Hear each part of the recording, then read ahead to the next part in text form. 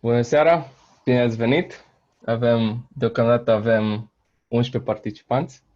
Bine ați venit, bine v-am găsit. Bine ați venit la webinarul nostru despre Salesforce.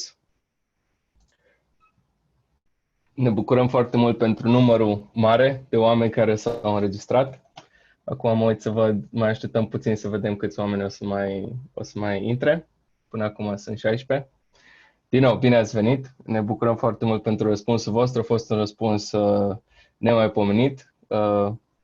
Noi ne așteptam probabil pe la 20-30 de persoane, dar s-au înregistrat undeva la 130, dacă nu mă înșel, ceea ce este extraordinar. Ne bucurăm să vedem că atâta lume e interesată de Salesforce și vrea să învețe mai mult despre platforma asta extraordinară despre care o să vă vorbim astăzi. Așa. Bun.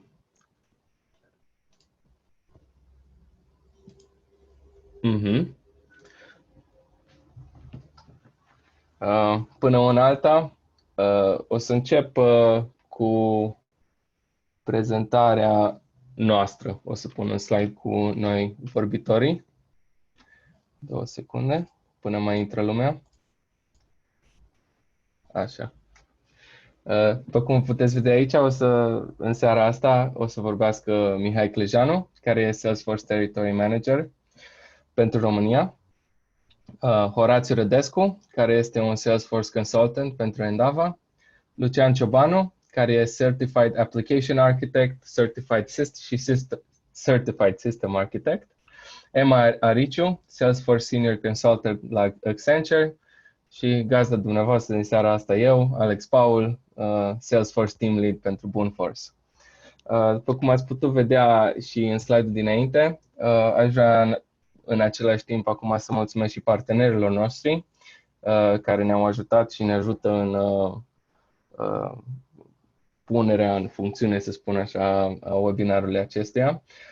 Accenture Technology, Endava și Boonforce. După cum ați văzut și în slide-ul cu vorbitorii, să-l pun înapoi, Emma lucrează la Accenture și Horațiu lucrează la Endava. Ei doi și-au donat din timpul lor prețios ca să vină în seara asta cu noi și să ne povestească mai mult despre Salesforce, despre comunitate și despre tot ce înseamnă lucrurile astea. Așa, văd că au mai intrat oameni între timp.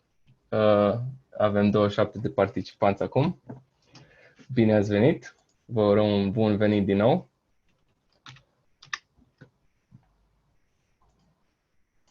Așa, în webinarul din seara asta, care o să-l încep acum, vom vorbi despre Salesforce, Trailhead și comunitatea de oameni pasionați de acest CRM din România.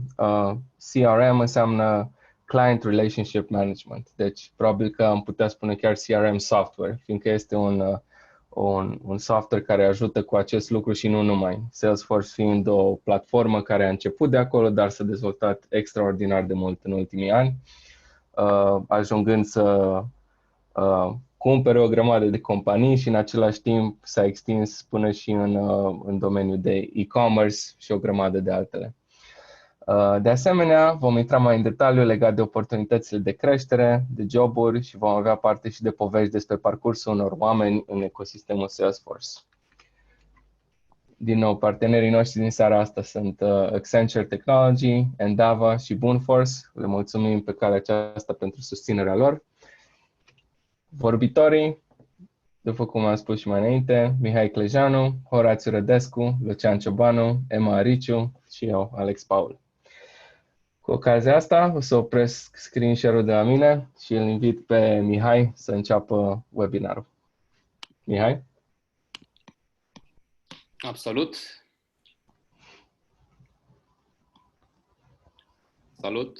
Salut Alex, mersi mult că ai organizat acest webinar. Poți să-mi confirm că se vede screen share-ul? Da. Prezentarea arată bine. Super. 2/3. Ce reprezintă? 2/3 din absolvenții de universități se chinuie să își lanseze cariera. Și eu m-am chinuit. Și practic vă provoc să vă gândiți la acest fapt.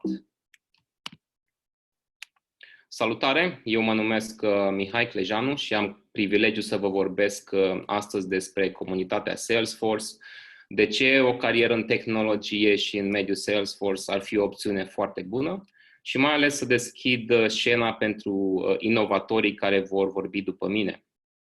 Eu lucrez la Salesforce ca territory manager și rolul meu este să ajut organizațiile din România în acest proces continuu de digitalizare și, bineînțeles, că îmi doresc foarte mult să ajut la creșterea comunității Salesforce.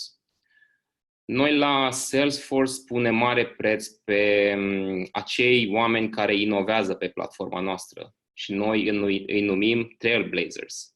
Și știu, mi-am bătut foarte mult capul să traduc în românește Trailblazer. Și cele mai bune traduceri pe care le-am găsit au fost deschizători de drumuri, preferatul meu este făuritorii de drumuri, dar putem să spunem mai simplu inovatori. Totuși, oricine poate fi un trailblazer sau inovator, de la un system administrator, la un proaspăt absolvent de facultate, până la CEO unei companii mari. Pe slide-ul acesta chiar vedem doi dintre trailblazers, Annie și Srini. Annie a devenit Salesforce admin în 2009, este primul pas în carieră. Ea a luat 3 certificări într-un an. Apoi a început o organizație care se numește Trailhead for All, prin care a dus Salesforce în comunitățile sărace. De-a lungul timpului, ea i-a inspirat și pe alții să-i calce pe urme și acum ea este director la Cloud for Good și rămâne un lider de comunitate activ. Mai târziu veți auzi și poveștile de succes ale lui Horațiu, Lucian și Emma, chiar de la ei. Și ei vă vor povesti cum au reușit să-și construiască o carieră de succes în lumea Salesforce. Astăzi, practic, noi vom vorbi despre succes în a 4-a revoluție industrială, veți vedea ce înseamnă, și despre oportunitățile pe care le aduce atât pentru companii cât și pentru angajați.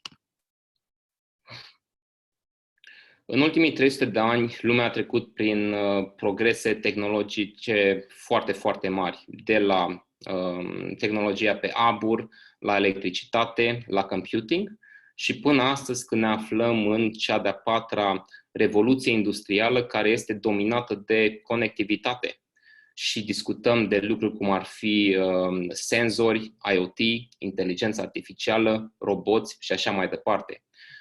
Sunt chestii care ne schimbă tuturor felul în care trăim și felul în care muncim. Practic toate industriile sunt transformate de la servicii financiare, servicii medicale, retail și așa mai departe.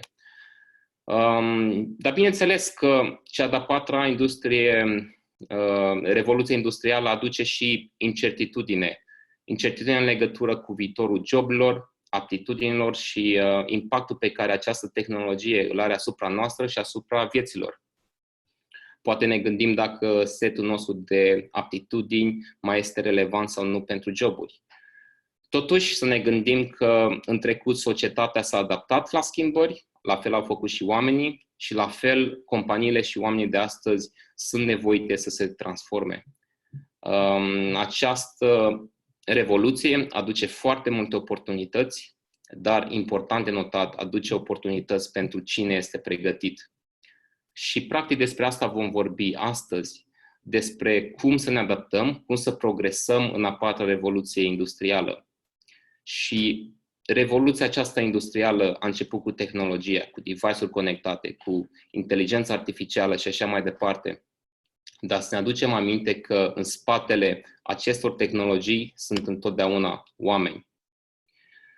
Și noi suntem mai conectați ca niciodată acum. Toată lumea stă pe laptop, tabletă, telefon și așa mai departe. Suntem mereu conectați și suntem avizi de informație și cu toții suntem clienți pentru un brand sau altul și știm cât de ridicate sunt pretențiile noastre vis-a-vis de ei.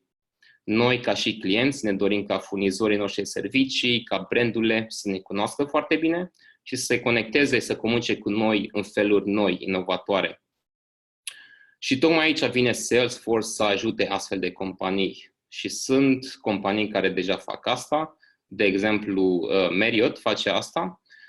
Conectează camerele de hotel cu aplicația mobilă, în așa fel încât dacă eu sunt un client la Marriott, nu sunt nevoit să trec pe la recepție neapărat, îmi pot face check-in-ul de pe aplicație, apoi îmi pot descuia camera tot de pe aplicația mobilă, pot cere ajutor de la concierge prin SMS sau aplicație mobilă. Sunt lucruri extraordinare, te fac să te simți foarte bine și mi-am aminte că acum 12 ani eu am lucrat în hotel și astfel de concepte mi se păreau absolut SF. Și chiar menționam mai devreme Horațiu că a fost recent la un Marriott în România, parcă, și Horațiu, ești pe linie? Poți povesti un pic? Da, am avut prilejul să stau la Marriott chiar de ziua mea și am avut o surpriză plăcută dimineața. Am primit un tort pentru că știau datele mele de la check-in, le-au înregistrat în sistem și au fost anunțați cel mai probabil prin sistemul Salesforce pe care îl folosesc. Și da, a fost o surpriză plăcută și un serviciu, un plus al serviciului pe care l-au oferit. Da, foarte tare. Da, mersi mult. Bun, acum am o întrebare pentru voi care sunteți acolo pe fir. Nu știu, care dintre voi are teamă de lifturi? Cineva? Sunt eu singurul cu teamă de lifturi? No, mie mi-este teamă de lifturi. Mi-am vin de fiecare zi, dar mi este teamă. Ok, da. Da, mersi pentru suport. Practic și eu am deja o teamă de lifturi, înainte nu aveam. Dar acum un an am fost într-o vizită la verișoara mea, care tocmai născuse al doilea copil și, mă rog, trebuia să urc acolo într-un bloc nou. Proastă alegere să mă urc în lift, pentru că am ajuns să stăm blocați 4 oameni într-un lift cu o pizza. Noroc că am avut o pizza acolo. Dar să obținem ajutor de la cineva a fost super, super greu, pentru că acel buton nu mergea. Felul în care am obținut ajutor a fost să țipăm. Cineva ne-a auzit, au sunat și până la urmă ne-au ajutat. Dar este o experiență proastă. Putea ieși foarte prost. Ideea este, noi avem clienți ca și Kone, care este cel mai mare operator de lifturi, unde astfel de chestii nu se întâmplă. Lifturile lor sunt conectate prin senzor la IoT. Ei știu întotdeauna ce se întâmplă cu aceste lifturi. Și mai mult de atâta, lifturile înainte să ajungă să strice, Kone va ști, ok, acest lift trebuie reparat proactiv. Deci niște chestii extraordinare care ne ajută să trăim în siguranță. Așadar, din păcate, nu toate organizațiile au făcut acest pas în transformare în a patra revoluție industrială și aici poate ajuta Salesforce. Impactul lui Salesforce e global și trece de tehnologie. Împreună cu parteneri și clienți, noi am reușit să creăm milioane de joburi în toată lumea și acest efect este ceea ce a numit IDC economia Salesforce. IDC spune că Salesforce va crea împreună cu partenerii 4,2 milioane de joburi și contribuția la economia locală va fi de 1,2 trilioane de dolari până în 2024. Așadar, vedem cum Salesforce creează oportunități pentru toți. Salesforce e o astfel de companie și aici, pe graficul acesta, puteți vedea creșterea economică a lui Salesforce, care este foarte mare, dar nu asta vreau să evidențiez. Bineînțeles, creșterea economică vine mulțumită succesului clienților, dar ce face ca Salesforce să fie aparte este tocmai această dorință de a da înapoi comunității. Fortune a numit Salesforce ca a doua cea mai bună companie pentru care poți să lucrezi, după ce anul trecut a fost pe primul loc, și tot Fortune a pus Salesforce în lista Change the World.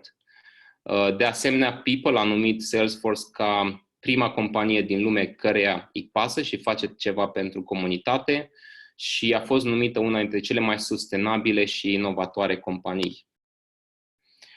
Să ne uităm puțin și la valorile Salesforce. În spatele succesului Salesforce se află aceste valori pe care noi le trăim în fiecare zi. Cea dintâi este încrederea, pentru că nimic nu e mai importantă decât încrederea pe care o avem cu clienții și cu partenerii. Nu e vorba doar de încredere în tehnologie, dar și transparență în comunicare. Succesul clienților, pentru că atunci când un client are succes și noi avem succes ca organizație, inovația este foarte importantă pentru că noi avem scopul să investim în continuu și să aducem ultimele inovații în platformă. Egalitatea e un pilon foarte important în felul în care lucrăm și egalitatea și diversitatea ne fac până la urmă o companie și o comunitate mai bună.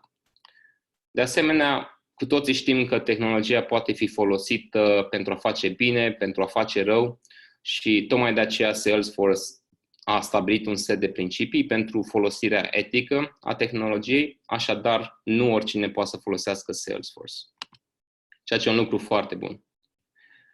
Noi credem că afacerile sunt cea mai bună platformă pentru schimbare și că toate afacerile au posibilitatea să fie un factor de schimbare în bine. Și noi suntem foarte angajați în a face schimbări în comunitate. Câteva exemple din ceea ce facem: sponsorizăm educația publică, de exemplu $50 de milioane date către școlile din zona San Francisco, principiile de plată egală pentru muncă egală și Salesforce face într-una eforturi și lobby în alte companii pentru aceasta și drepturi egale și șanse egală pentru toată lumea și să nu uităm de mediu. Mediul este foarte important și angajamentul Salesforce este că infrastructura noastră de cloud să producă cât mai puțină poluare și la fel și clădirile în care noi muncim. Să fie o platformă pentru schimbare înseamnă să dai înapoi comunităților în care trăim. Și Salesforce a lansat modelul 1-1-1, prin care și-a luat angajamentul că dăm înapoi comunităților 1% din timpul nostru, 1% din equity și 1% din produs. Rezultatele au fost extraordinare, cu foarte multe ore de voluntariat, 4 milioane de ore de voluntariat, mulți bani în subvenții și 42.000 de ONG-uri care folosesc Salesforce gratuit.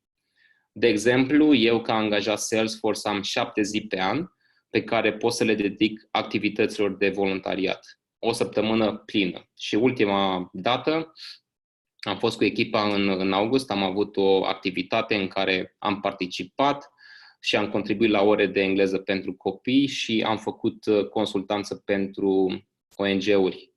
Pentru mine chiar a fost o experiență extraordinară și recunosc că nu aveam acest obicei înainte, însă cu prilejul ăsta am văzut cât de important e să faci voluntariat. De asemenea, Salesforce a creat o mișcare care se numește Pledge 1%, în care alte 9.000 de companii au participat în a da înapoi comunității. Și acum eu propun să ne uităm către Trailblazers ca acei oameni care vor ajuta tehnologia și companiile din tehnologie să facă o comunitate mai bună. Și dacă e un lucru pe care aș dori să-l rețineți din ce am vorbit până acum, este că vă rog să începeți să vă planificați cariera, să începeți cât mai repede și dacă vă doriți o carieră bună, o carieră plină de provocări și recompense, dacă vă place inovația și doriți să contribuiți la schimbarea lumii în bine, o carieră în tehnologie și poate în Salesforce ar fi potrivită pentru voi.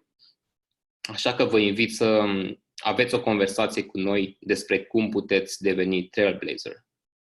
Și mai am o provocare pentru voi, pentru că tot menționez Trailblazer și am menționat traducerile mele. Dacă cineva de pe linie a găsit o traducere mai bună și dorește să o împărtășească cu noi, există un premiu.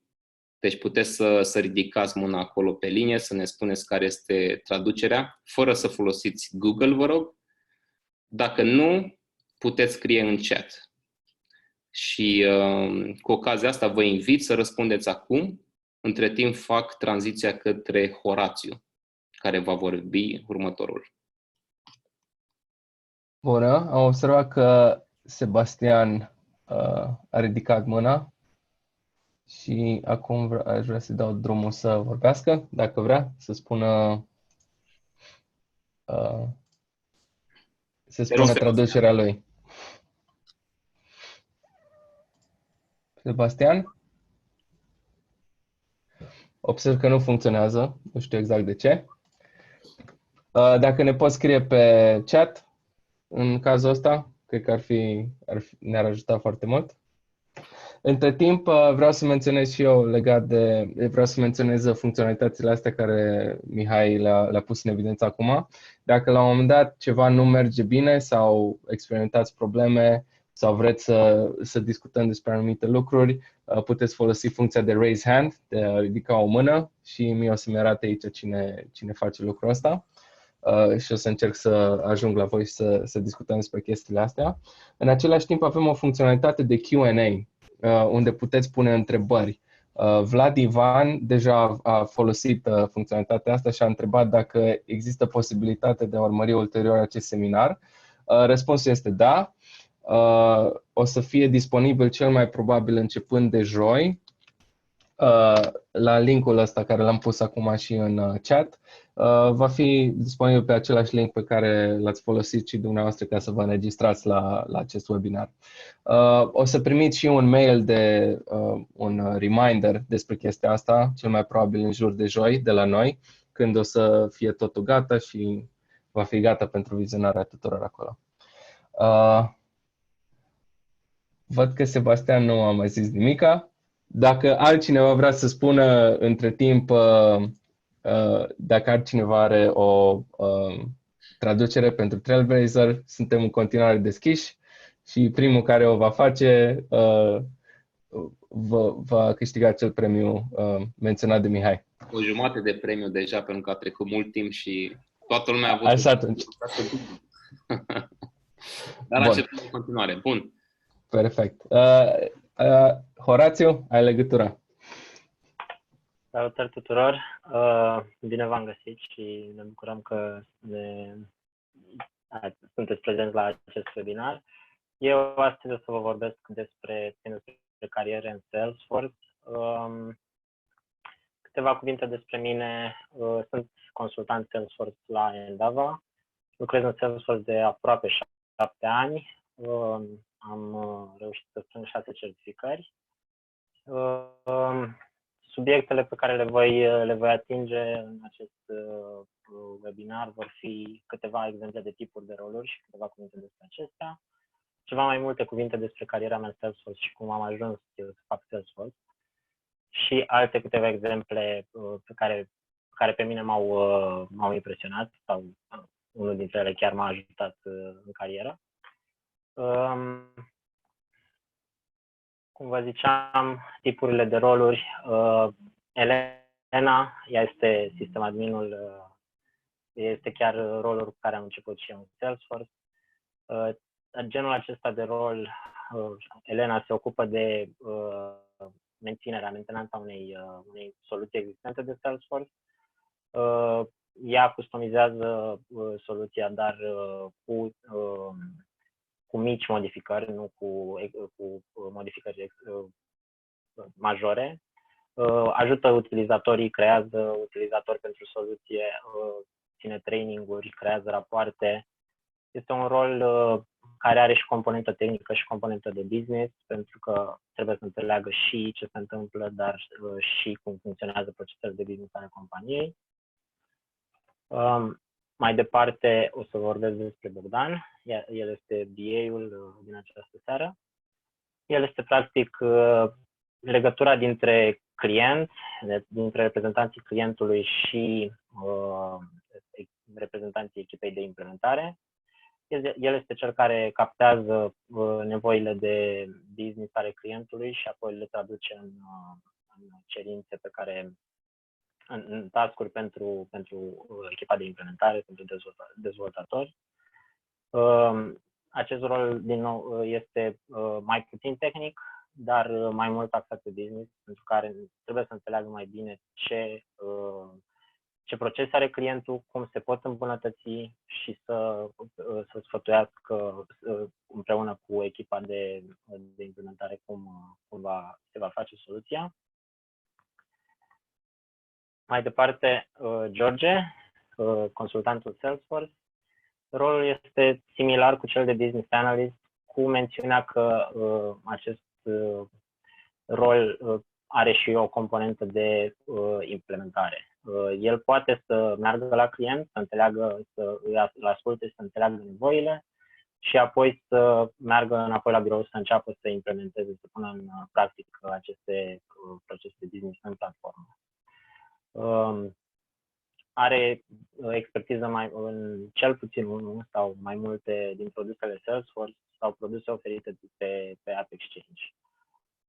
Fun fact, App Exchange este primul App Store.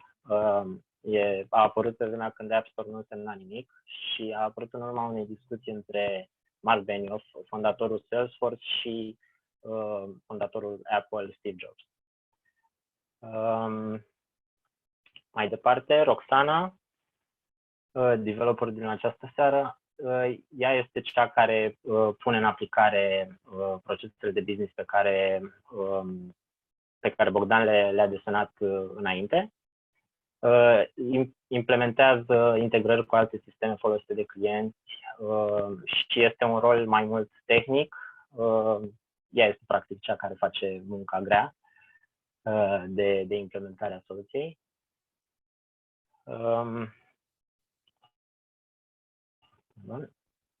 Veronica, Solution Architect, este cea care are privirea de ansamblu a capacităților și limitărilor platformei.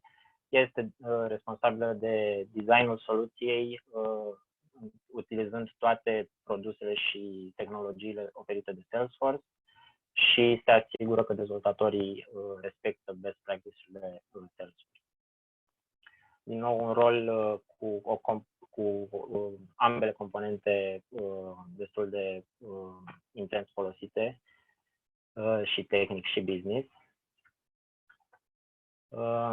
Mai departe, Michael, el este technical architect, este și una din pozițiile, de fapt, din rolurile cele mai râvnite în Salesforce. El este cel care are nu doar o privire de ansamblu a proiectului în cadrul Salesforce, ci și în celălalt, ci și în contextul întregului proiect, adică și folosind, gândindu-se la cum va funcționa Salesforce cu celelalte sisteme folosite de clienți, se asigură că respectă best practices-urile de dezvoltare și se asigură că creează o soluție scalabilă care nu servește doar nevoilor de acum, ci și nevoilor viitoare ale clientului. Un rol foarte tehnic și cu o componentă la fel de mare de business.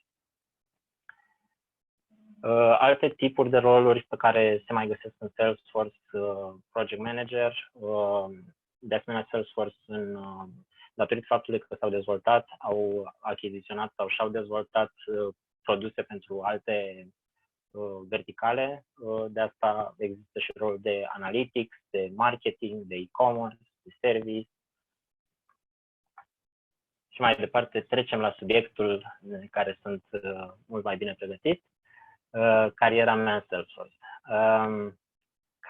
Cum am ajuns să fac Salesforce? Cu 4 ani înainte să ajung în HP, vedeți pe acest slide, am fost eu și încă un coleg de grupă, am fost singurii care stăteam în regie și m-am prietenit foarte bine cu el. 2 ani mai târziu, el m-a prezentat un alt grup de prieteni, unde am întâlnit pe altcineva care alți 2 ani mai târziu m-a recomandat pentru acest post. Dacă nu s-ar fi întâmplat așa, nu cred că aș fi fost aici să vă vorbesc în această seară. Bun. Ce am învățat cum a fost la HP? Înainte să mă angajez, repetam anul 3 de facultate și eram casier part-time la Oșan. Eram foarte pregătit, după cum observați. Am ajuns la HP și Salesforce sau CRM erau cuvinte la fel de noi pentru mine, dar în timp am reușit să învăț și datorită oamenilor de acolo care m-au susținut. Câteva din punctele importante din acest job au fost când am început să lucrez pe partea de raportare, pentru că m-a ajutat să înțeleg mai bine cum este organizat sistemul modelul de date în Salesforce. M-a ajutat să am o engleză mai bună, pentru că în tipul ăsta de task-uri pe care le aveam o interacțiune destul de mare cu clienții în call-uri și în același timp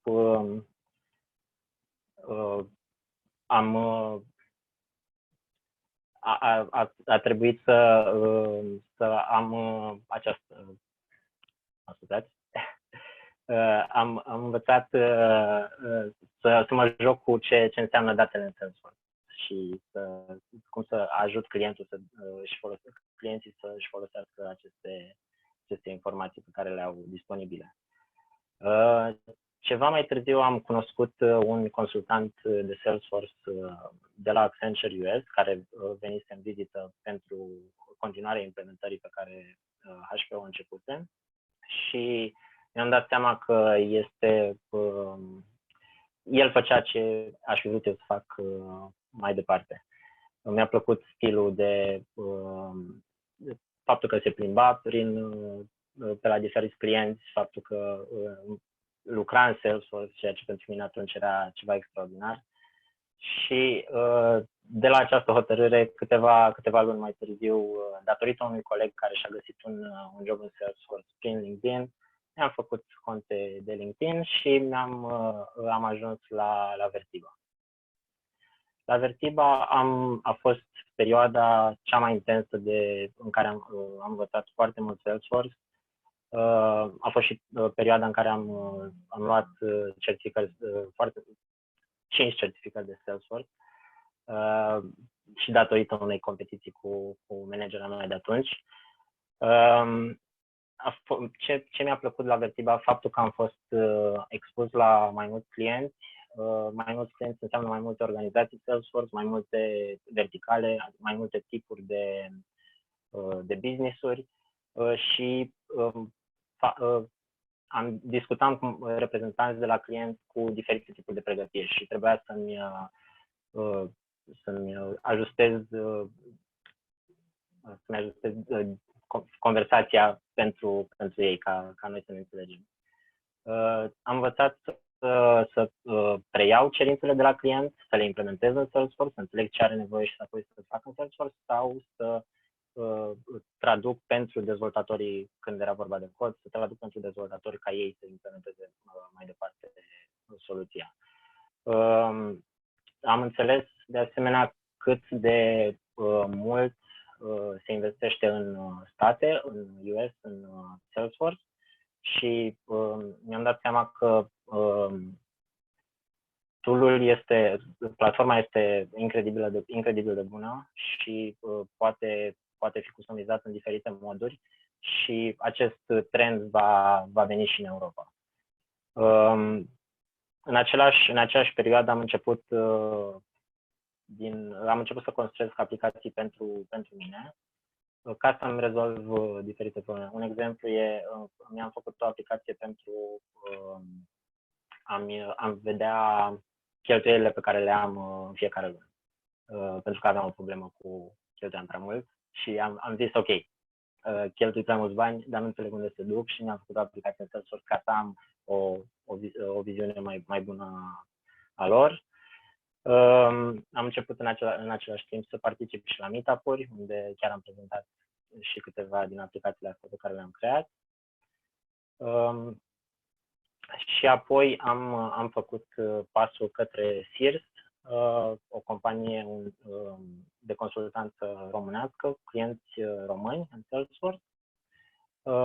Am făcut acest pas pentru că voiam să am interacțiunea cu clientul față în față și să văd ce înseamnă un proiect cap-coadă.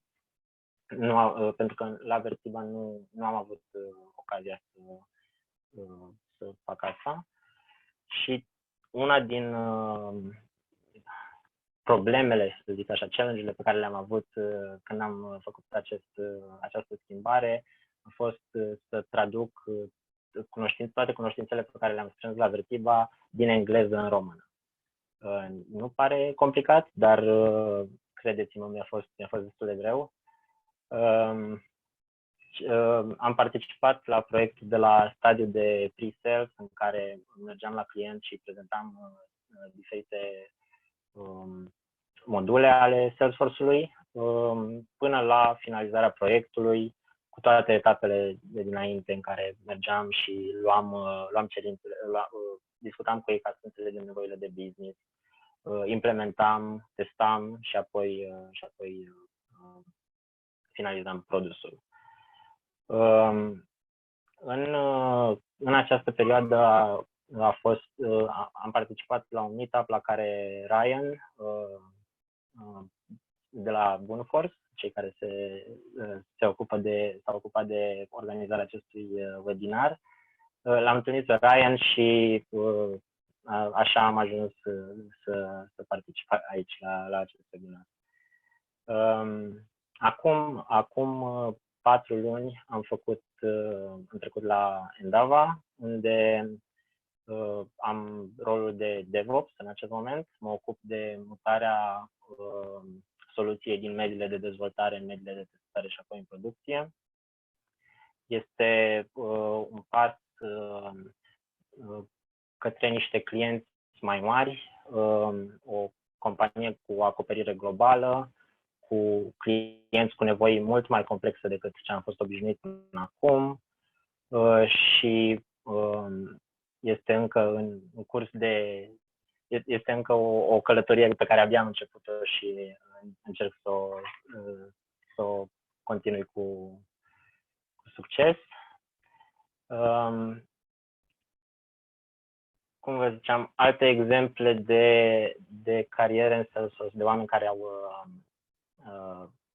avut niște cariere care pe mine m-au impresionat. Primul este David Liu. El și-a început cariera în marketing, apoi a devenit un Salesforce Administrator, ca acum să fie Technical Architect la Google, MVP Salesforce și scrie un blog care se numește SFDC99, în care ajută pe alții să scrie cod. El a început acest blog tocmai pentru că când a vrut el să înceapă să scrie cod, avea nevoie de un site de genul, așa că și l-a făcut el. Următorul exemplu, Mariel, care era un funcționar în bancă, s-a hotărât să-și caute un loc de muncă mai bun și prin intermediul unui internship a început să lucreze în Salesforce și acum este consultant Salesforce de succes și pasionată de jobul ei. Și cred că cel mai impresionant exemplu este Vanessa, care a trebuit să-și abandoneze cursurile la facultate din cauza unui diagnostic de cancer. A reușit să învingă boala, dar a pierdut foarte mult din facultate, așa că s-a hotărât să nu-și continue studiile imediat și să lucreze la o companie non-profit care ajutau exact oameni cu problemele pe care le-a avut ea. Acum ea este consultant la Accenture și, din nou, face ce-i place și e pasionată de jobul ei. Câteva exemple de la locul de muncă actual. Am colegi care au început să lucreze în Salesforce din perioada în care făceau practică și acum continuă ca angajați. Colegi care lucrează de 10 ani cu CRM-uri, cu alte soluții de CRM, dar au făcut pasul către Salesforce. Și un alt exemplu este un coleg care și-a început cariera ca designer 3D și a continuat, după 5 ani s-a hotărât că vrea să schimbe direcția și soția lui i-a menționat de Salesforce, i-a spus că uite, e un tool foarte, foarte interesant. A început să învețe singur pe Trailhead și 6 luni mai târziu și-a luat certificarea de Salesforce Admin și acum este un membru de bază al echipei. Ce vreau să vă spun înainte să vă zic mulțumesc, nu contează ce ai făcut înainte, desigur dacă ai făcut ceva în domeniu e cu atât mai bine pentru că te ajută, dar contează ce faci de când te apuci, din momentul în care te hotărăști să te apuci și deși nu am avut, de când am început eu, nu am avut toate resursele care sunt acum, de exemplu Trailhead, am avut parte de oameni care m-au ajutat și sper ca să vă putem și noi ajuta pe voi să vă construiți o carieră în Salesforce. Vă mulțumesc mult! Mulțumim mult, Horațiu. Prezentare foarte faină. Am să intervin un pic acum să reamintesc despre funcționalitatea de Q&A. Dacă aveți întrebări, simțiți-vă liber să o folosiți, să puneți întrebări. Până acum am avut 2 oameni care au pus întrebări, am reușit să le răspundem în text. Dar noi o să folosim funcționalitatea asta și o să dăm prioritate întrebărilor înregistrate în Q&A și la sfârșit, când vom avea un timp de 5-10 minute de răspuns la întrebări înregistrate în acest Q&A sau întrebări live care vor apărea atunci. Mulțumim din nou, Horațiu, pentru prezentarea ta. Următorul nostru prezentator este Lucian. Lucian? Da? Se aude? Se vede? Da, tot e bine. Salutare, bună seara! Numele meu este Lucian Mihai Ciobanu, am 9 ani de experiență în Salesforce, cel mai mult pe partea de development. Am 10 certificări, printre care am Application Architect și System Architect.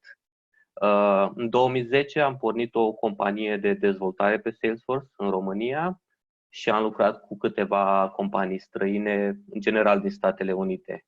În prezent compania nu mai există, din păcate, dar eu am rămas în lumea Salesforce pentru că mi-a plăcut ceea ce mi-a oferit. Aici sunt câteva date de contact. Dacă vreți să ținem legătura pe viitor, mă puteți găsi pe e-mail, pe Twitter, pe LinkedIn, ne putem conecta, sunt deschis. Iar acestea sunt câteva subiecte rapide pe care aș vrea să le ating în partea mea de webinar. Voi vorbi puțin despre oportunitățile internaționale pe care Salesforce le oferă. Voi descrie câteva diferențe de cultură între mediul nostru de afaceri și cel din Statele Unite, cu care am lucrat eu cel mai mult. Puțin despre evenimentele organizate de Salesforce și, într-un final, despre ce este Ohana și ce reprezintă. Salesforce are birouri în multe orașe ale lumii, în jur de 65 de birouri, dar chiar și acolo unde nu există un birou oficial, cum ar fi România, există comunități oficiale de Salesforce. Una chiar în România, în București, despre care va vorbi Emma un pic mai târziu. Eu pot spune că Salesforce este o companie globală. De asemenea, există companii care lucrează în Salesforce sau folosesc Salesforce în toată lumea. Piața din România, spre exemplu, a explodat în ultimii 6-7 ani. Dacă atunci când am pornit eu pe Salesforce, în România nici nu se știa ce este Salesforce, acum piața este în plină dezvoltare și tot mai multe companii caută specialiști Salesforce. Și asta se întâmplă nu numai la noi, ci la nivel global. Cum spunea Mihai mai devreme, se estimează că până 2024 vor fi peste 4 milioane de joburi în plus față de cele existente prezent în întreg ecosistemul Salesforce. Dacă Salesforce e globală, și noi ca indivizi în ecosistemul ei putem fi la fel de globali și putem gândi la nivel global atunci când ne construim o carieră.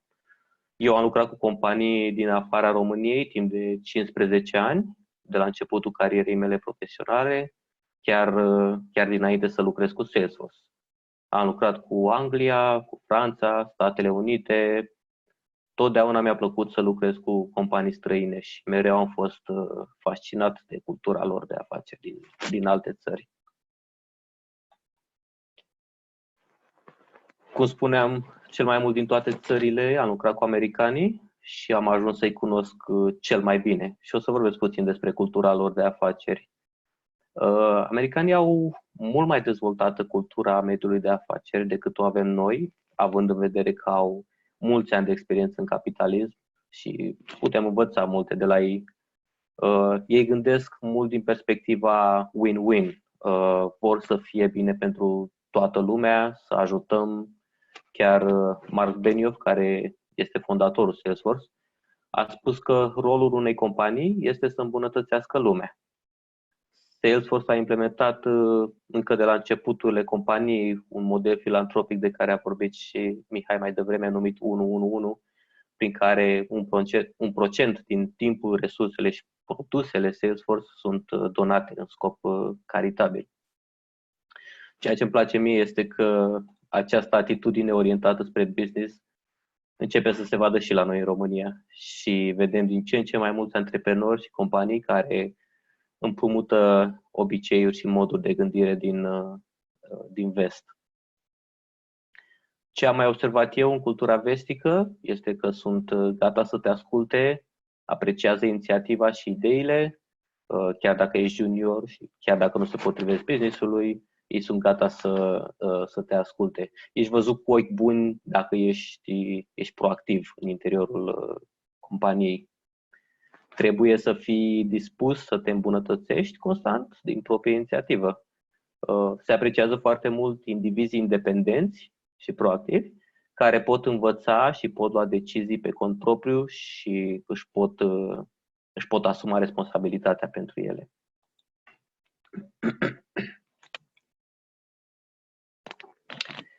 Evenimentele Salesforce. Salesforce organizează de câteva ori pe an evenimente, atât în San Francisco, care este orașul natal al Salesforce, să spunem, cât și în alte orașe din lume. Dreamforce, spre exemplu, este cea mai mare conferință de software din lume.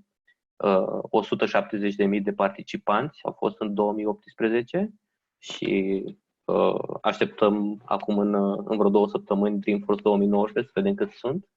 Au fost 2700 de sesiuni la care te puteai înscrie și învăța pe diverse topicuri. Cuprinde tot ce ține de ecosistemul Salesforce, de la developer până la clienți finali. Vânzări, development, anunțuri de produse noi, învățare, networking, absolut tot. Se organizează o dată pe an, vara sau toamna, spuneam, în San Francisco. Și de obicei senzația în perioada aceea este că centrul orașului San Francisco este năvălit de oameni cu badge-uri la gât de Dreamforce. Un alt exemplu, 3HeadDX, este conferința anuală pentru developeri și admini, organizată de Salesforce tot în San Francisco. Este asemănătoare cu Dreamforce, dar este special creată pentru partea tehnică și e axată pe învățare. Spre exemplu, cuprinde și un bootcamp, dacă îți cumperi biletul întreg, unde poți învăța de la specialiștii Salesforce și ai șansa să dai certificările acolo pe loc. Alte exemple de evenimente sunt Basecamps, care sunt mini-conferințe de o zi sau două în diverse orașe din lume, Bootcamps, care sunt dedicate învățării și certificărilor, evenimente găzduite de comunitate, cum este cea pe care o avem și noi. Salesforce Ohana. Ce scuze? Definiția Ohana vine din cultura Hawaii, unde Mark Benioff, fondatorul Salesforce, a petrecut o perioadă de timp chiar înainte să înființeze compania și i-a plăcut acest concept. Reprezintă ideea că familiile, fie că sunt de sânge, adoptate sau construite, sunt strâns legate și membrii familiei au întotdeauna grijă unii de alții. Și marca a adus Ohana în cultura companiei Salesforce. Puteți intra pe Twitter și puteți căuta #Salesforce Ohana și veți vedea despre ce este vorba. Veți vedea multe postări și veți vedea tonul care există în acele postări de prietenie, de fericire, de grijă unii pentru alții. Un alt concept important pentru Salesforce este Trailblazer, pe care, din câte știu, încă n-am reușit să-l traducem satisfăcător.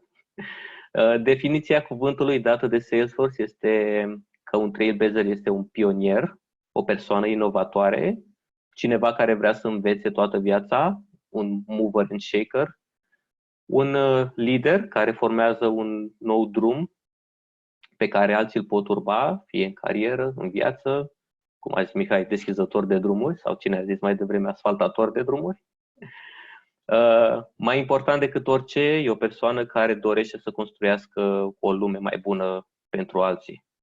Și având aceste definiții în plus, poate vin noi idei de a traduce cuvântul Trailblazer. Și asta a fost prezentarea mea. Mulțumesc pentru atenție. Mulțumim mult, Lucian. Într-adevăr, definițiile de până acum au fost drăguțe, dar cred că mai mult au repetat ce a spus Mihai. Așteptăm în continuare idei sau alte definiții, dacă le aveți. Vreau să vă readuc aminte că dacă aveți nevoie să ne contactați pe unul dintre noi, detaliile noastre sunt pe landing page-ul pe care v-ați înregistrat. Pe același landing page va fi disponibilă și înregistrarea acestui webinar, cel mai probabil începând de joi. Sub poza fiecăruia dintre noi, acolo cred că este un e-mail, LinkedIn și cred că la Lucian este și Twitter-ul lui. Deci asta cred că ar fi cea mai simplă metodă ca să aflați metodele de contact cu fiecare din noi. Mai departe, următoarea noastră prezentatoare este Emma Riciu. Îți mulțumim că ești cu noi și te ascultăm. Bună! Bună seara tuturor! Sper că am reușit să share-uiesc ecranul, nu prea pot să-mi dau seama. Ok. Numele meu este Emma Riciu. Sunt Salesforce Senior Consultant la Accenture. În momentul de față lucrez pe proiecte de implementare de mai bine de 6 ani. Cred că am început cam în aceeași perioadă cu Horațiu. În calitate de consultant, ajut clienții globali din industrii diferite și cu procese diferite să-și îmbunătățească modul de lucru cu ajutorul tehnologiei și în speță, bineînțeles, cu ajutorul tehnologiei Salesforce. Acum, pe lângă rolul meu de zi cu zi de consultant, sunt și user group leader pentru comunitatea Salesforce din România. Vă voi povesti puțin despre asta în următoarele minute. Pentru noi, cei care își construiesc o carieră în ecosistemul Salesforce, este foarte important să avem tool-urile și resursele necesare pentru a atinge acest obiectiv.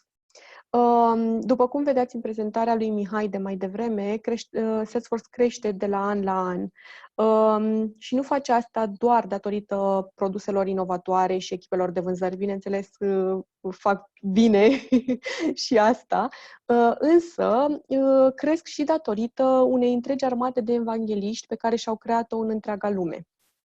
Și acești evangheliști sunt, practic, consultanții, administratorii, developerii, arhitecții, cei despre care vă vorbea și Horațiu mai devreme, toți acești oameni care folosesc platforma în fiecare zi în jobul lor pentru a automatiza procese, pentru a crea aplicații, pentru a personaliza aplicația, practic pentru a face de cele mai multe ori ca lucrul să fie mai simplu pentru acei oameni care se folosesc de tehnologia respectivă.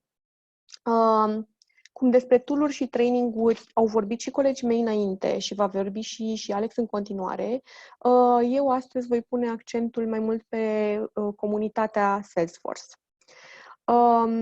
Această comunitate, Salesforce Trailblazer Community, este și online, dar o să pun mai ales accentul pe comunitatea fizică și, practic, întâlnirile noastre face-to-face.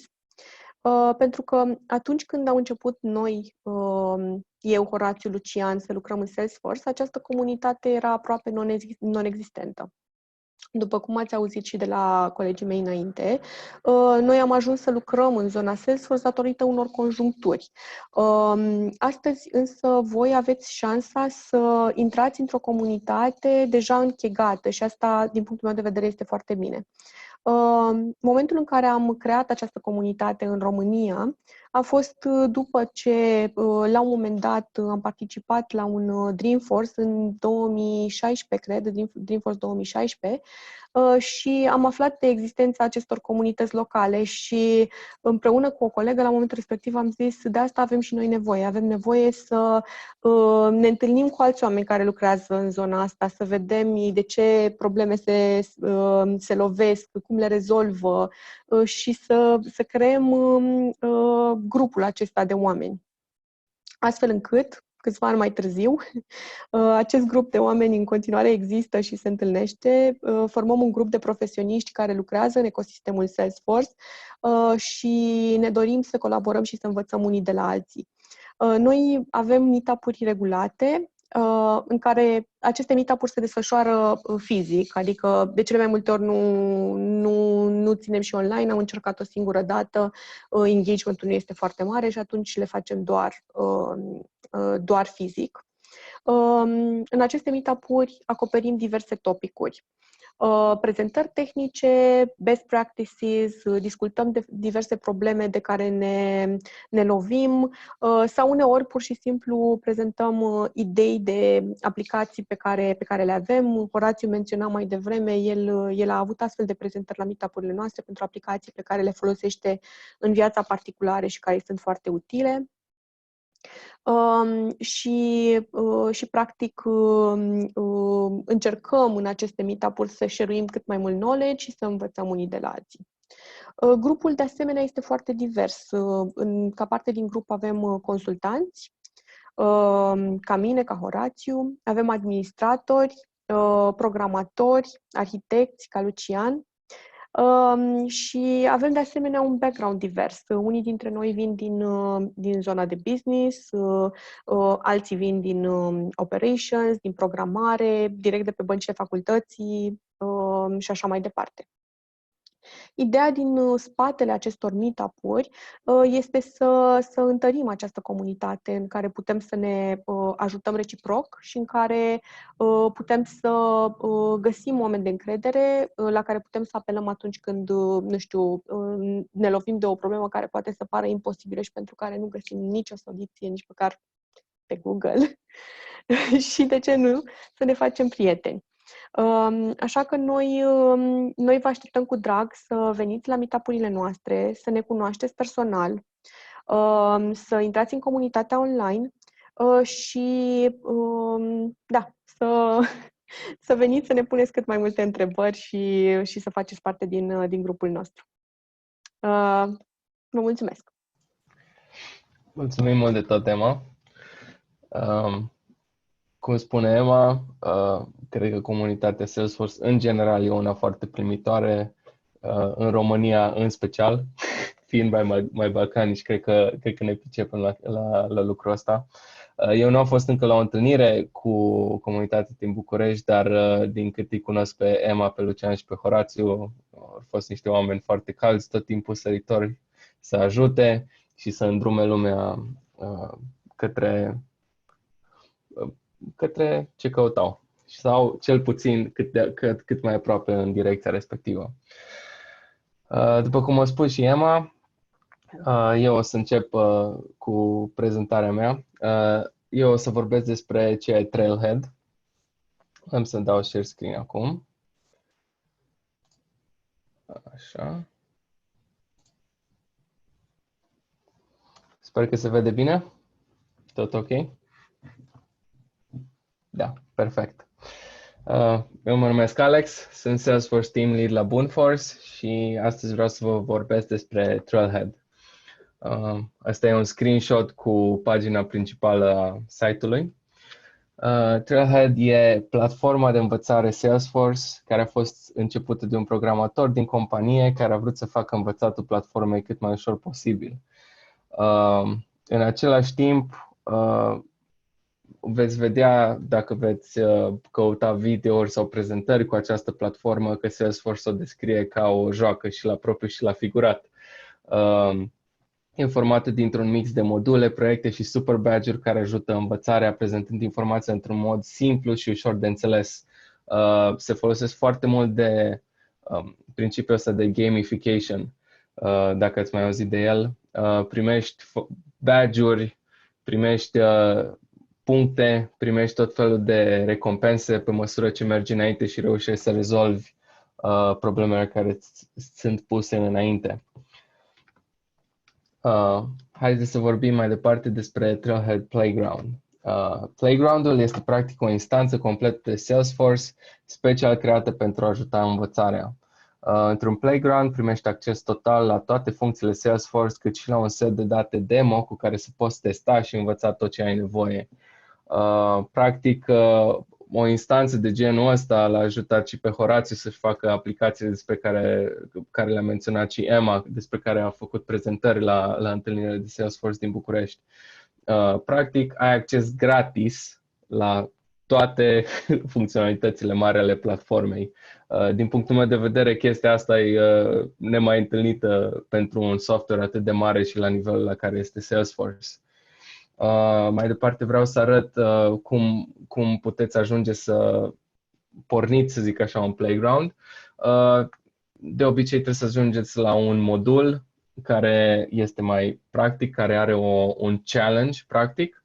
Și după cum vedeți aici, puteți da click pe butonul de Request Playground, așteptați puțin și la final vă va apărea numele playground-ului. După care, câteodată, după cum vedeți aici, va trebui să așteptați puțin.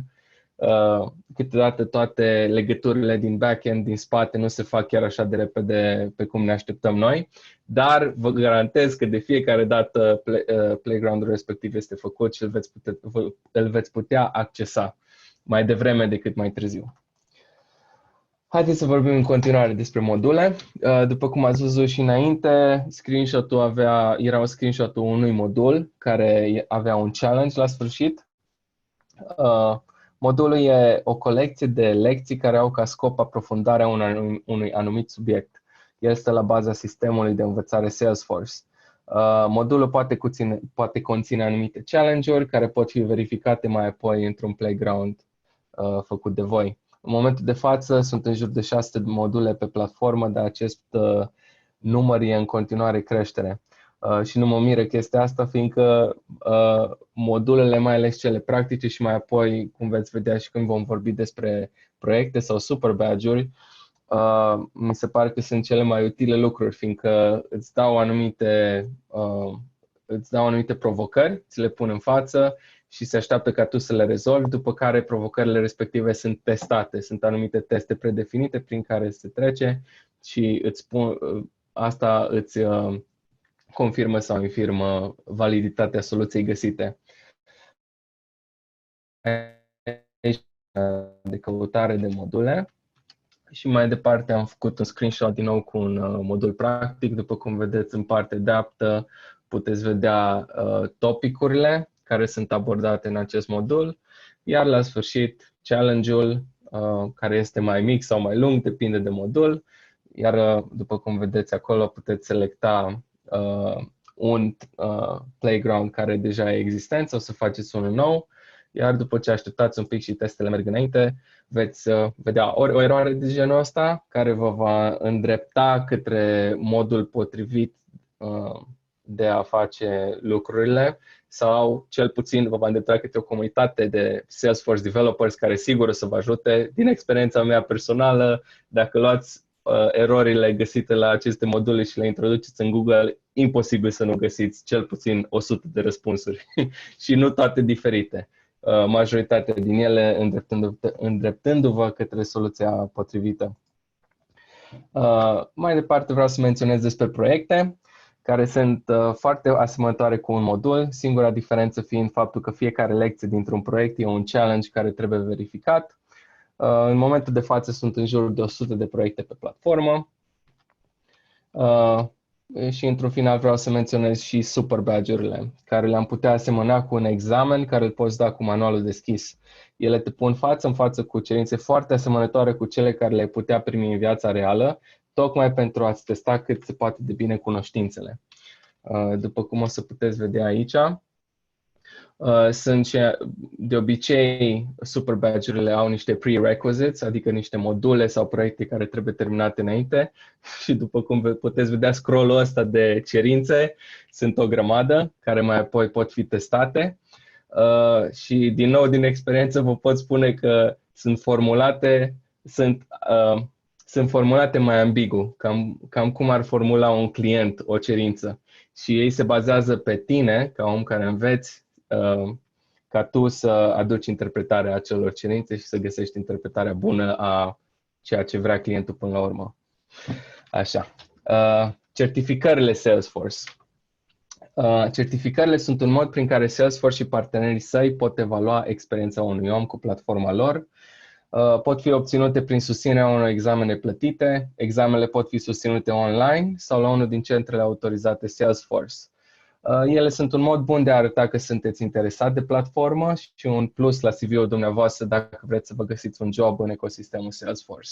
Dar, din nou, și colegii mei pot să ateste, o certificare fără experiență practică nu prea face mare lucru. Probabil că certificarea îți pune piciorul în față în ușă, dar mai apoi, dacă ești întrebat de lucruri practice și nu prea știi cum se întâmplă sau despre ce e vorba, cred că oamenii imediat își vor da seama că de nivelul actual al dumneavoastră. Cum am scris și aici, mi se pare că aceste două lucruri sunt ca două fețe ale aceleiași monede. Nu se poate să ai una fără cealaltă.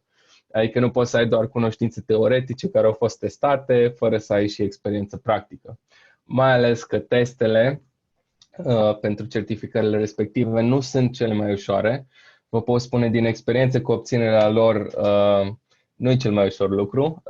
Conduc o echipă de 4 persoane aici la Boonforce și mai mulți oameni din echipă decât mai puțini au luat certificările după 3 sau 4 încercări, mai ales cea de administrator. Și asta nu din cauza că nu cunoșteau neapărat platforma sau nu aveau cunoștințele tehnice, dar asta s-a întâmplat din cauza că întrebările sunt mai grele, sunt axate pe lucruri practice și pe lucruri care le poți dobândi doar încercând lucruri, creând aplicații cum a făcut Horațiu sau trecând printr-o grămadă de module și super badge-uri practice. Dar, toate astea fiind spuse, cred că certificările sunt niște lucruri bune care vă pot ajuta în parcursul dumneavoastră profesional cu Salesforce. Vă încurajez să mergeți înainte. După cum vedeți, nu o să fiți primii care dau de mai multe ori certificare înainte să o obțină. E foarte ok. Pentru asta avem comunitățile noastre. Pentru asta avem comunitatea generală Salesforce care e foarte deschisă la ajutor și foarte deschisă să vă îndrume pe drumul bun din punctul ăsta de vedere.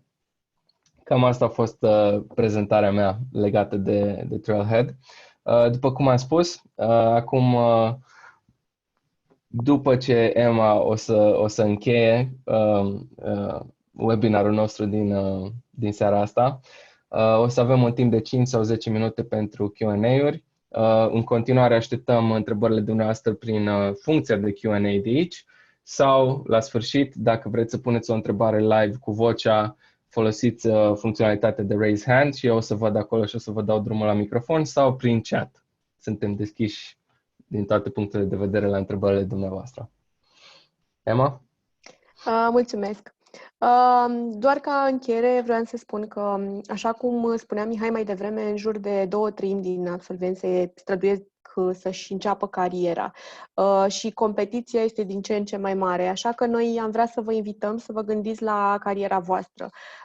Iar dacă alegeți o carieră în Salesforce, care acum este în creștere ca tehnologie și chiar se caută foarte mulți specialiști în zona asta, atunci sperăm ca din prezentările noastre să rămâneți cu cele mai importante 3 idei, aș zice. Să vă faceți un cont pe Trailhead și să începeți trainingurile, așa cum vă arăta Alex mai devreme, să intrați în comunitatea online din Success Community, acolo veți fi la curent cu activitățile noastre, pentru că acolo vom posta evenimentele și, bineînțeles, să veniți la meetup-urile noastre și să ne cunoașteți personal. Iar pentru asta, pentru că am avut o întrebare în chat mai devreme, aș vrea să menționez că meetup-urile sunt organizate, nu sunt organizate în mod recurent și datele sunt presetate, ci sunt agreate înainte cu speakerii și sunt comunicate în comunitatea online cu cel puțin 3 săptămâni înainte și apoi remindere vor fi postate pe toate canalele de social media. Așa că veți fi informați de meetup-urile noastre. Și vă așteptăm cu drag. Mulțumesc! Perfect, mulțumim mult, Emma. Să zic în continuare la ce ai spus tu, cred că dacă dați follow la Emma, Lucian sau Horațiu pe LinkedIn, cu siguranță veți afla când va fi următorul meetup Salesforce, chiar dacă poate nu ajungeți până atunci să vă creați un development organization și să vă logați în grupul de Trailblazer Community. Sau Success Community, scuze, corectează-mă tu aici dacă greșesc, denumirile astea se interschimbă în capul meu. Amândouă sunt corecte. Comunitatea online este pe Success Community, success.community.salesforce.com, unde oamenii pot să dea join și să participe online. Trailblazer Community este denumirea overall care este folosită acum pentru tot ce înseamnă comunitatea Salesforce online sau fizică. Perfect, mulțumesc mult, Emma. Tot legat de asta, o să avem 3 pași practici la secțiunea de FAQ pe landing page-ul și pe care ați intrat înainte, legat de cum puteți să vă creați un development organization și de cum puteți să intrați în acest grup. Perfect. Hai să trecem atunci la secțiunea de Q&A. Văd că până acum am răspuns eu sau colegii mei la 6 întrebări până acum în text. Nu cred că mai trebuie abordate astea. Văd o întrebare care a sosit acum. Pentru cineva care abia pornește în călătoria Salesforce, ați recomanda să se focuseze exclusiv pe admin sau dev? Are sens o fuziune între cele două în ceea ce privește dezvoltarea personală? Aș putea răspunde eu la întrebarea asta. Perfect. Din punctul meu de vedere, aceste două drumuri de admin și developer nu sunt total separate. Un developer, și spun asta din proprie experiență, o să facă și admin și trebuie să știe și partea de admin, pentru că pe Salesforce poți dezvolta eficient funcționalități noi folosind cod, doar dacă știi bine și partea de administrare și partea de creare de obiecte și de rapoarte. Pentru că trebuie să știi întotdeauna ce să folosești cel mai bine, dacă e cod sau se poate face folosind doar partea de administrare. Și asta e un punct foarte important pe care Salesforce pune accent. Trebuie să, chiar și în certificări, mai ales cele de arhitect, trebuie să știi întotdeauna când să nu folosești cod. Și chiar și când folosești cod, trebuie să știi cum să accesezi părțile din Salesforce care nu necesită cod prin intermediul codului. Un drum exclusiv spre admin este posibil, dar la un moment dat este util să cunoști și un pic din partea de cod. Adică nu este exclus să faci administrare și să ajungi să faci și consultanță și fără să cunoști cod, dar de multe ori ajută. Deci aș spune că în principiu admin fără dev se poate, dev fără admin nu se poate. Mulțumesc! Mulțumim mult, Lucian. Legat de admin, că tot veni vorba despre asta, unul din cei 3 pași care și noi recomandăm e să vă faceți un cont pe Trailhead, cum a spus Emma Riciu, să începeți călătoria de învățare acolo, iar mai apoi să începeți Trail Mix-ul pentru un Salesforce admin. Cred că adunătura asta de module, proiecte și super badge-uri e un loc foarte bun de început pentru oricine vrea să înceapă să învețe platforma Salesforce. Veți găsi link-uri și pentru asta tot pe landing page sub video, după ce vom pune înregistrarea acestui webinar acolo. Următoarea întrebare o să iau de la Lidia Untrece. Am văzut că a ridicat mâna. Acum am pus allow to talk și unmute. Ar trebui să meargă să întrebi cu vocea. Lidia?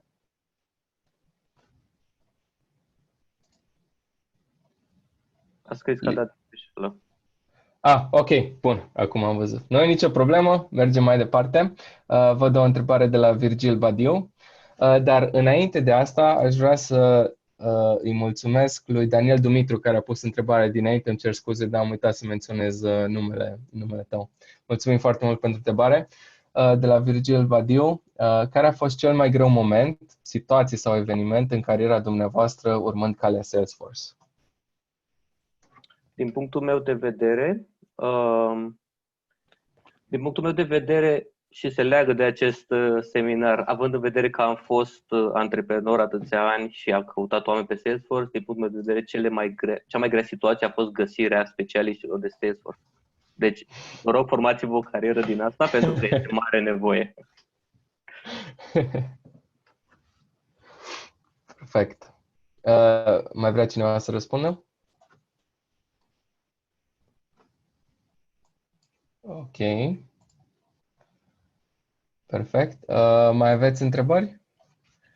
Pare să fie întrebare de la Camelia, care întreabă doar pe Salesforce sau în programare în general. Cred că e o întrebare legată de cum se face programarea, development în Salesforce. Cred că despre asta e vorba.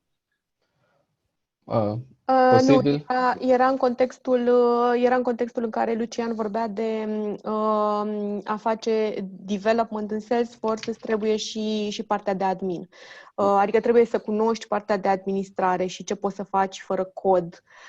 Și atunci cred că răspunsul aici este că noi ne concentrăm pe ceea ce înseamnă Salesforce Technology acum și putem să spunem că pentru Salesforce este foarte important să știi ce poți să faci fără cod. Tocmai pentru, practic, asta este unul din beneficiile principale ale platformei, că poți să automatizezi foarte multe lucruri fără a merge în direcția de cod și atunci developerii care sunt axați pe programare se pot concentra pe chestii mult mai complexe și pot să dezvolte lucruri mult mai complexe și să-i lase pe administratori să se concentreze pe automatizarea pe care pot să o facă cu click and code. Perfect. Văd în chat că ai răspuns exact la ce voia Camelia. Mulțumim foarte mult, Emma. Așa. Să vedem dacă mai sunt întrebări.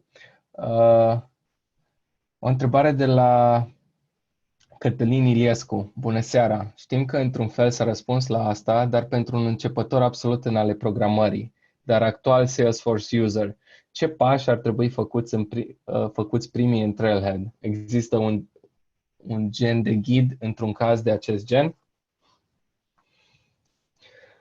Pot să încerc să răspund și eu la întrebarea asta. Cum spuneam înainte, unul din pașii noștri de acțiune după webinarul ăsta este crearea unui cont de Trailhead și mai apoi urmărirea Trail Mix-ului de Salesforce Administrator. Este un Trail Mix făcut de Salesforce. Ei au încercat să ia toate modulele din Trailhead și să le adune la oaltă pe toate care au legătură cu partea de administrator. Pot să vă spun că, cred că pe la începutul anului, când am început noi ca echipă să studiem pentru certificări, chiar au mai adăugat module în timp ce noi învățam de pe Trailmix-ul vechi, așa încât credeam că terminasem Trailmix-ul, dar la un moment dat vedeam că a scăzut dintr-o dată procentajul. Deci cred că ai o resursă extrem de bună pentru cineva care vrea să înceapă. Mai ales dacă este un începător absolut în ale programării.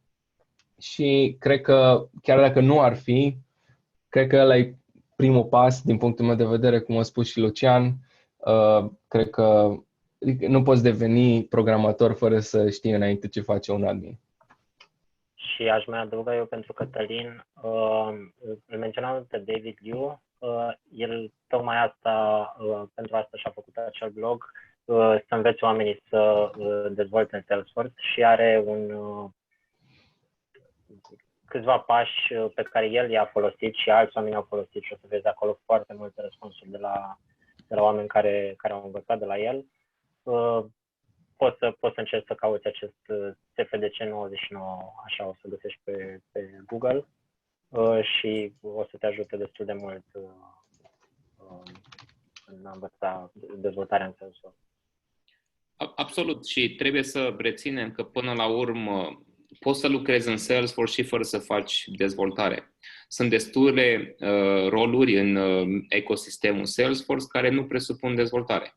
Deci nu trebuie neapărat să ne gândim că trebuie să am background de developer sau trebuie să învăț programare. Perfect. Aș vrea să mai adaug eu ceva, nu știu dacă, apropo de cum să începi pe Trailhead și de unde știi cum să începi. Foarte important este că în Trailhead poți să spui care este nivelul tău și care este tipul tău de profil. De exemplu, dacă nu ești developer, ești administrator, începi zona de administrare și ești beginner, în momentul în care selectezi nivelul și tipul de profil, primele recomandări de trailuri sunt axate pe profilul tău. Adică nu o să te ia de la chestii de arhitectură dacă tu îi spui că ești nivel începător. Și chestia asta cred că este utilă. Perfect, mulțumim mult, Emma. Sperăm că ți-am răspuns la întrebare, Cătălin. Lucian, cred că tu vrei să răspunzi la o altă întrebare? Da. Daniel Dumitru întreabă dacă limbajul de programare Salesforce seamănă mai mult sau mai puțin cu vreun alt limbaj de programare mainstream. Primul rând ce vreau să precizez este că nu există un limbaj de programare Salesforce. Salesforce folosește limbaje proprietare, ele se numesc Apex pentru partea de logică și Apex este foarte asemănător. De fapt, sintaxa lui a fost construită pe baza limbajului Java, dar fiind proprietar și strâns legat de platformă, se depărtează un pic de Java, dar ca sintaxă este foarte asemănător. Iar pentru partea de interfață, Salesforce folosește Visualforce, care este oarecum asemănător cu ASP.NET, dacă ați lucrat cu el, adică eu când am început pe Salesforce cam cu aia l-am asemănat, deși tagurile și toată partea Salesforce side este diferită.